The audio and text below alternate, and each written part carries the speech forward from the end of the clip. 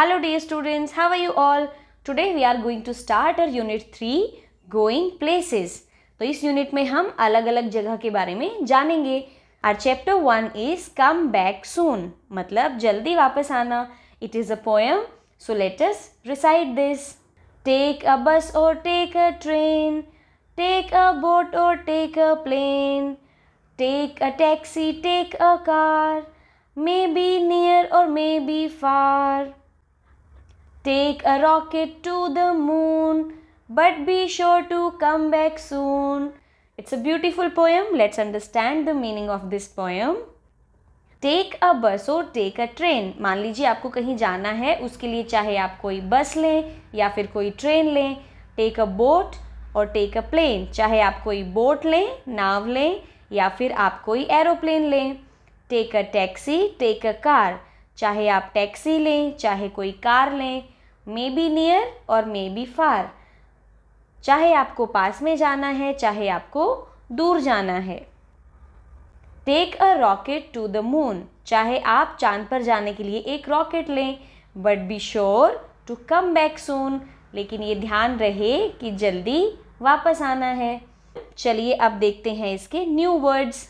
Train, boat, plane, taxi, near, rocket. ये हैं हमारे न्यू वर्ड्स. इस चैप्टर में किसकी बात की गई है? इस चैप्टर में बात की गई है व्हीकल्स की. किसकी बात की गई है? Vehicles.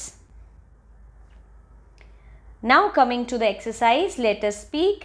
First one, have you ever travelled by a bus और ट्रेन? क्या आपने कभी बस से या ट्रेन से ट्रेवल किया है? अगर किया है तो आप लिखेंगे येस, नहीं तो लिखेंगे no. Second, where did you go? आप कहाँ गए थे? वो जगह बताएंगे. Number 3, what did you eat on the way? आपने रास्ते में क्या खाया था? ये बताएंगे. Number 4, what did you see from the window? आपने विंडो से क्या देखा था? ट्रीज देखे थे, हाउसेस देखे थे, फील्ड्स देखे थे. जो भी आपने देखा आप यहाँ लिखेंगे. Number 5, who else went with you? आपके साथ कौन गया था? तो आप लिखेंगे did you have fun? Share it with the class. क्या आपको वहाँ मज़ा आया था? ये आप अपनी क्लास में शेयर करेंगे. Now page number 39. Let us listen. Listen to the teacher and read out a poem. तो जब टीचर आपको बोलेंगे वो आपको करना है. Everybody stop, everybody stand, everybody sit and raise your hand, everybody jump, everybody run, everybody stop, oh what fun. जब teacher आपको बोले स्टॉप तो आप रुक जाएंगे, वो बोले स्टैंड तो खड़े हो जाएंगे, सिट तो बैठ जाएंगे, रेज योर हैंड्स तो आप अपना हाथ ऊपर करेंगे, जंप तो सब लोग जंप करेंगे. ठीक है, तो इस तरह से हमें बहुत मज़ा आएगा. Then let us draw the vehicle that you like the most. आपको कार पसंद है, एरोप्लेन, रॉकेट, जो भी आपको पसंद है यहाँ पर आप ड्रॉ करेंगे. Now let us right. इस पोएम में हमने पढ़ा था बहुत सारे व्हीकल्स के बारे में जिनसे हम एक जगह से दूसरी जगह पर आते जाते हैं. उनको कहा जाता है मीन्स ऑफ ट्रांसपोर्ट. क्या कहा जाता है? मीन्स ऑफ ट्रांसपोर्ट, यानी यातायात के साधन. तो यहाँ आपको बहुत सारे मीन्स ऑफ ट्रांसपोर्ट दिए गए हैं, बहुत सारे व्हीकल्स दिए गए हैं. आपको उनको अलग अलग करना है. कैसे करना है? पहली रो में आपको लिखना है लैंड, जो व्हीकल्स ज़मीन पर चलते हैं.